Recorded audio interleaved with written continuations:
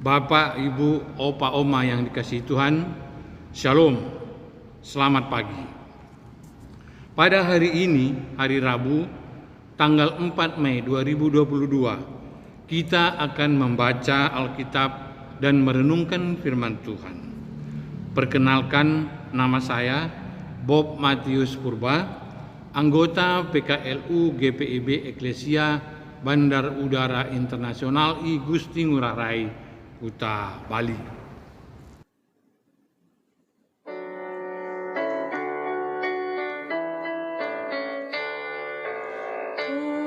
Betapa senang saat kita sujud dan menyembah Allah atas rahmat pengasihannya di sepanjang jalan hidup yang kelam. Bayang-bayang kematian mencekam, namun dari jauh tampaklah cahaya. Hati riang karena asap pun cerah. Oh, betapa senang saat kita sujud dan menyembah Allah atas rahmat pengasihannya. Sebelum kita membaca Alkitab dan merenungkan firman Tuhan, mari kita berdoa mohon bimbingan Roh Kudus. Mari kita berdoa. Ya Allah, ya Tuhan kami dalam kerajaan sorga, puji syukur kami naikkan kepadamu Bapa, karena kami masih boleh menikmati anugerah kehidupan yang Engkau berikan. Sekarang kami akan membaca, mendengarkan, dan merenungkan akan firman-Mu. Kiranya Roh Kudus menuntun dan membimbing kami, sehingga kami mengerti akan firman-Mu. Berfirmanlah Tuhan, kami anak-anak-Mu siap untuk mendengarkannya. Dalam nama Yesus Kristus kami berdoa. Amin. Bapak, Ibu, Opa, Oma yang dikasihi Tuhan, bacaan Alkitab pagi hari ini terambil dari Rut pasal 2 ayat 1 sampai dengan 10. Adapun perikopnya adalah Rut bertemu dengan Boas. Mari Bapak, Ibu, Opa, Oma yang dikasihi Tuhan, kita akan baca Alkitab bersama. Naomi itu mempunyai seorang sanak dari pihak suaminya, seorang yang kaya raya dari kaum Elimelek, namanya Boas. Maka Rut perempuan Moab itu berkata kepada Naomi, "Biarkanlah aku pergi ke ladang memungut bulir-bulir jelai di belakang orang yang murah hati kepadaku." Dan sahut Naomi kepadanya, "Pergilah anakku." Pergilah ia, lalu sampai di ladang dan memungut jelai di belakang penyabit-penyabit. Kebetulan ia berada di tanah milik Boas yang berasal dari kaum Elimelek. Lalu datanglah Boas dari Betlehem.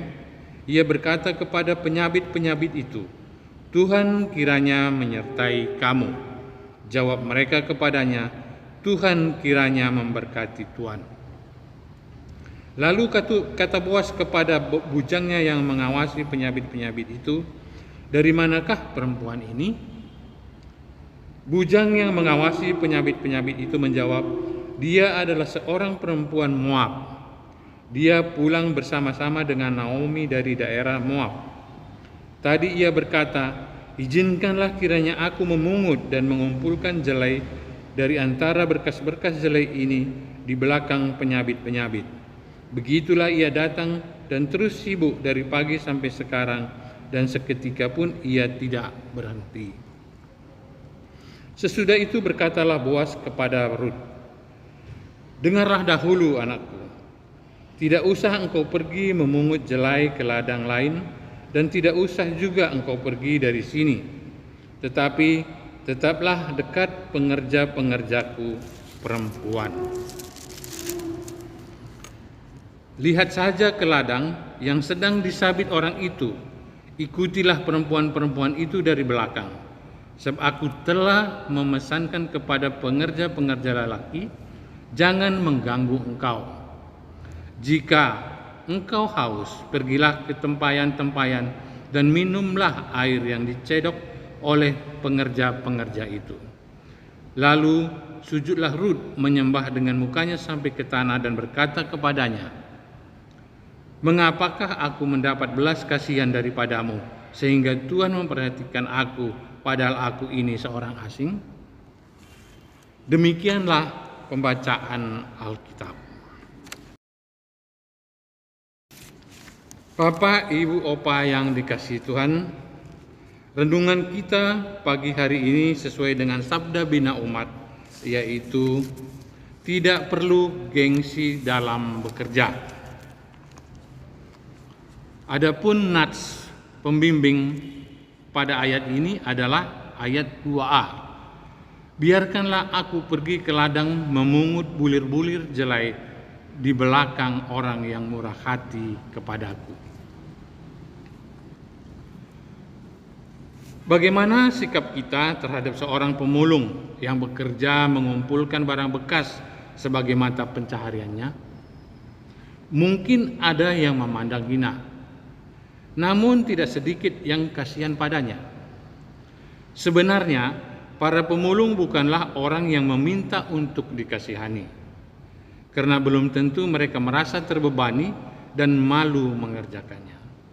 Pekerjaan itu terhormat dan tidak merugikan siapapun. Mereka bertahan hidup dengan cara yang benar. Sebagai seorang janda dan pendatang, Rut memenuhi kategori sebagai orang miskin, sehingga ia layak mendapat jaminan kesejahteraan dari komunitas Israel. Karena itu, Rut meminta izin Naomi untuk memungut sisa jelai yang tercecer dari hasil panen para penuai. Pekerjaan yang dilakukan Rut ini merupakan salah satu cara terhormat dari orang miskin untuk menyambung hidupnya. Mereka boleh ikut menikmati hasil panen atau ladang dengan meminta izin pemilik ladang untuk memungut bulir-bulir jelai yang tertinggal atau tercecer. Para pemilik ladang harus mengizinkannya dan tidak boleh serakah. Seperti Boas, ia mengenali para pekerjanya. Karena itu, ia mengingatkan agar Rut hanya bekerja di ladangnya saja demi keamanannya dari gangguan para pekerja laki-laki. Keadaan sering memaksa seorang untuk mengerjakan segala sesuatu demi kelangsungan hidupnya. Sebetulnya tidak ada pekerjaan yang buruk, tetapi motivasi yang tidak benar, sikap sembrono, dan tujuan jahat dalam diri si pekerjalah yang membuatnya menjadi buruk. Begitu pula dalam pelayanan gereja, tidak ada pelayanan yang buruk, tetapi motivasi melayanilah yang membuat seseorang tebang pilih dalam melayani demi menjaga harga diri. Ingatlah, sebagai hamba pelayan Tuhan, kita bekerja untuk melayaninya. Karena itu, yang terbesar dalam kerajaan Allah adalah mereka yang taat dan setia menjadi pelayannya. Demikianlah tadi renungan pagi kita hari ini.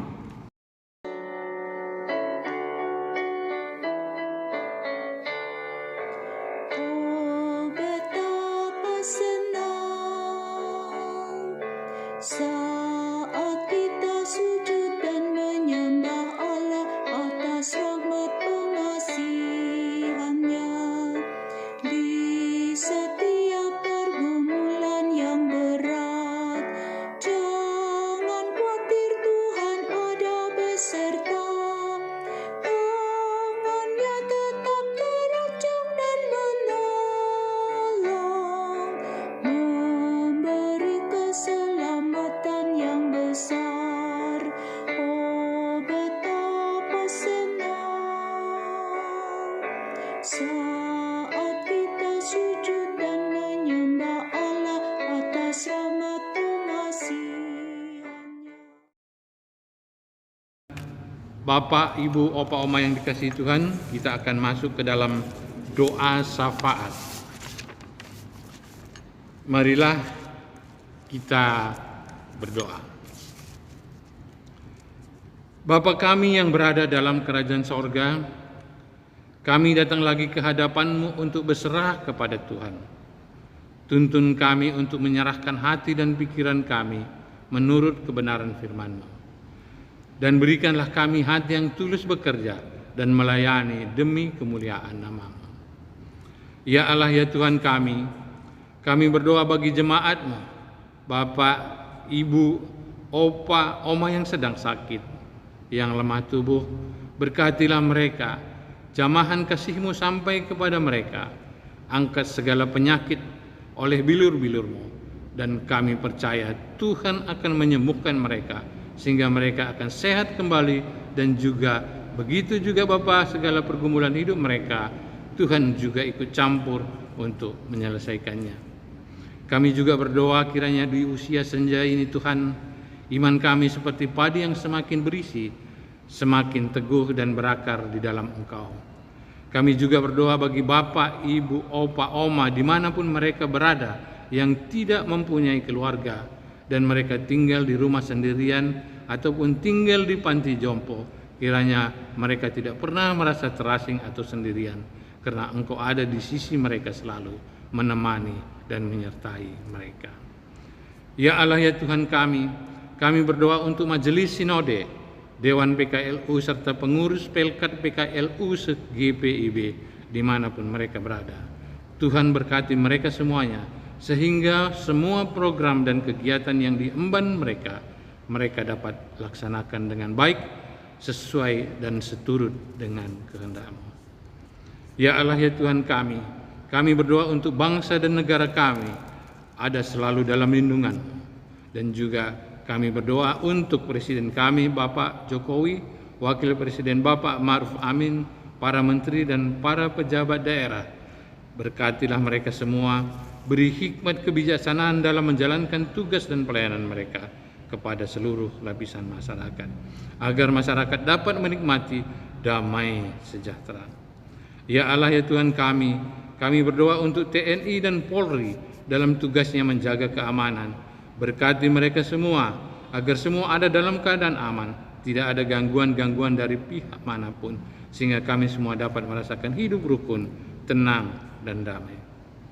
Ya Allah, ya Tuhan kami naikkan doa kami ini melalui Yesus Kristus Tuhan dan Juru Selamat kami. Amin.